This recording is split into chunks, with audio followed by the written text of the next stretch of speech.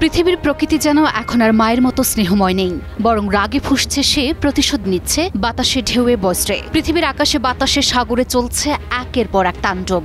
এক একটি ঝড় যেন এক একটি রূপকথার ভয়াল দৈত্য। কয়েকদিন আগেই ছিল তাপাহ, তার আগে কাজিকি, আর এবার আসছে নান্দো। নামটা শুনতে নিরীহ লাগলেও বৈশ্বিক আবহাওয়া বিশ্লেষকরা জানাচ্ছেন এই টাইফুনটা আদতে একটা ঘুমন্ত দানব। এখনো স্থির শান্ত, কিন্তু একবার জেগে উঠলে রূপ নিতে পারে সুপার টাইফুনে। তবে কোন দেশে যাচ্ছে সে, কত ক্ষয়ক্ষতি করবে?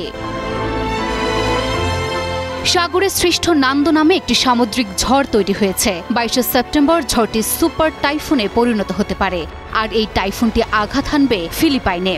নান্দো এতটাই শক্তিশালী ঝড় যে আগাম সতর্কতায় কাঁপছে পুরো দেশ। ফিলিপাইনের রাষ্ট্রীয় আবহাওয়া ব্যুরো জানিয়েছে, নান্দো উপকূলীয় অঞ্চল জুড়ে ধ্বংসের ছাপ রেখে যেতে পারে। এরই মধ্যে দেশের অভ্যন্তরীণ ও স্থানীয় সরকার মন্ত্রণালয় জারি করেছে জরুরি নির্দেশনা।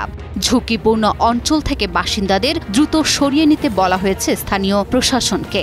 নিচু এলাকা, উপকূল এবং ভূমিধসপ্রবণ অঞ্চলগুলোয় শুরু হয়েছে নিরাপদ আশ্রয়ে সরিয়ে নেয়ার প্রস্তুতি। আবহাওয়া অধিদপ্তরের সর্বশেষ পূর্বাভাস বলছে, ক্রমেই শক্তি সঞ্চয় করছে ঘূর্ণিঝড় নান্দো, যা আগামী সোমবারের মধ্যে ভয়াবহ সুপার টাইফুনে পরিণত হতে পারে। বাতানেস বাবুয়ান দ্বীপপুঞ্জের পাশ দিয়ে বয়ে যেতে থাকা এই ঝড়ের প্রভাবে উত্তাল হয়ে উঠতে পারে সাগর। জলোচ্ছ্বাসের হুমকিতে কাঁপছে Batanes, Cagayan, Ilocos Norte, Ilocos Sur এবং কাগায়ানের উপকূল। আমি বুঝি নির্মাণের শিল্প, সালাম স্টিল বোঝে ডিউরেবিলিটি। সালাম স্টিল, মোস্ট ডিউরেবল স্টিল। সমুদ্র উপকূলবর্তী এলাকাগুলোতে ইতিমধ্যেই সতর্কতা জারি করা হয়েছে। প্রস্তুত হচ্ছে উদ্ধার ও ত্রাণ ব্যবস্থাও। ফিলিপাইন নিউজ এজেন্সির বরাতে জানা গেছে, জননিরাপত্তা নিশ্চিত করতে নেওয়া হয়েছে একাধিক জরুরি পদক্ষেপ। সমুদ্রে নিষিদ্ধ করা হয়েছে সব ধরনের নৌযান চলাচল।